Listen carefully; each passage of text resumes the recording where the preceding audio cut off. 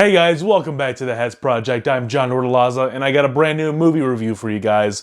It is for the new Tom Holland film, Cherry. I watched about a review or two for this film a couple of weeks ago, and without even looking it up, I remember someone saying stuff about Joe and Anthony Russo being involved with this film, and again, I didn't look it up, but I was like, oh, I wonder what they did with this film.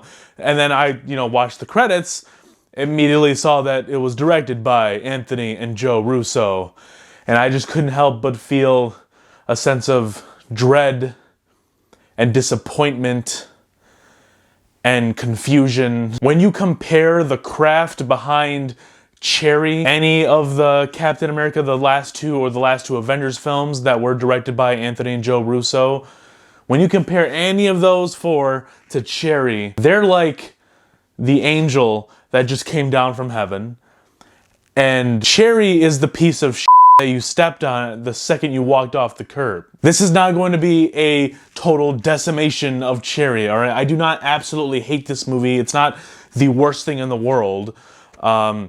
It is, however, bad. I really had a tough time watching this movie. It is struggling to get through, and it's not to say that, oh, it's so good, it's disturbing, it's uncomfortable, like some good movies can be. This movie, it gives you that uncomfortableness, it gives you that uneasiness, but it's not good. Right out of the gate, this movie is 2 hours and 20 minutes long, and in my opinion, it overstayed its welcome 30 minutes.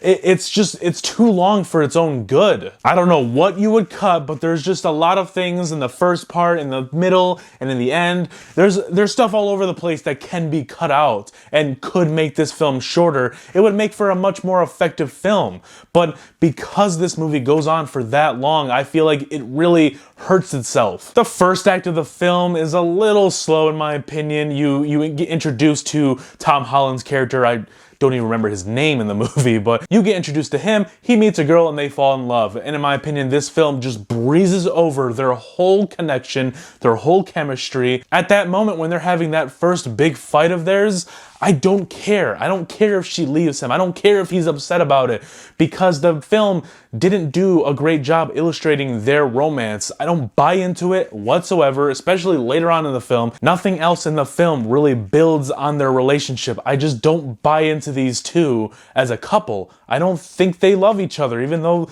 they do. I understand the beats that they wanted to hit with this story, the romance aspect with the love and the girl, and he decides to go to the army, dealing with trauma and PTSD that you bring back from the war and affects your relationships, affects his girlfriend's relationship with him, and how she acts and how she thinks independently from him. And you can get a little shades of that, but not enough for me to really care. You see moments in this film where the girlfriend is struggling as well, but the film doesn't give her enough time for you to care or get invested in her troubles. But I did enjoy that second act of the film, or part 3, it's titled Cherry in the film because they go by 4 or 5 parts throughout the film. And it really does illustrate in a decent way Tom Holland's character going through the stress of the war, loss, and just overall it's just sadness, because how are you supposed to feel? How are you supposed to express yourself in an environment like this where you're just getting yelled at constantly by drill sergeants and whatnot? So that part I could understand, and it felt just a little emotional because the guy who plays Spider-Man is crying, and I relate to Spider-Man, so yeah, I'll tear up for that.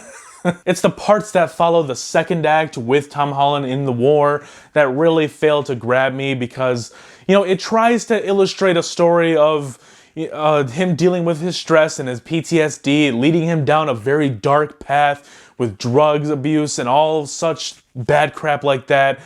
But in my opinion, this film just does it all in a terrible way. In the beginning of the film, there's a very unnecessary narration by Tom Holland's character, and you would think from other Hollywood projects and movies that, maybe he's telling the story to his kids, or maybe he's telling the story to his therapist. Not really, no.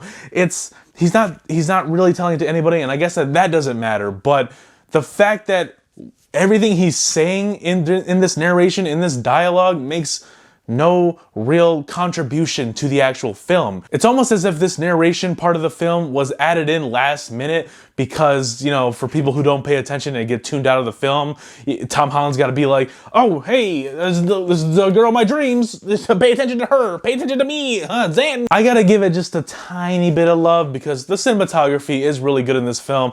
There are some really unique shots that are done throughout this film. I think I'm targeting the writers in this one because, I don't know, there's just so many things about this story that could have been done better. Anthony and Joe Russo are really good at directing their talent and making them the most effective that they could possibly be.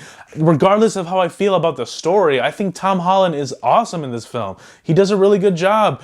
I thought he wasn't gonna do that great of a job portraying this adult-like character because he looks super young. I mean, look at Tom Holland. He looks like a baby's ass. It was weird for me to imagine him in this type of a role, but I honestly think he pulled it off. But I honestly don't think Anthony and Joe Russo did the best that they could with this crappy script, in my opinion.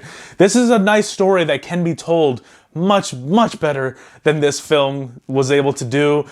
And yeah, that's all I can really say. Guys, let me know down below, what did you think of Cherry? Have you seen it? Are you looking forward to watching it? Go watch whatever you want to watch. I'm just letting you know my thoughts. This wasn't it for me. That's all. If you enjoyed this video, hit that like button, subscribe to the channel if you're new, and be sure to stick around, guys, because I got a bunch of videos coming this week. I'm reviewing Justice League, the 2017 film, Captain America, the First Avenger, in the lead up for Falcon and the Winter Soldier, and I'm also doing Zack Snyder's Justice League, the 4-hour extravaganza. It's coming to HBO Max on Thursday, so you might want to stick around, guys, because there's always more to come.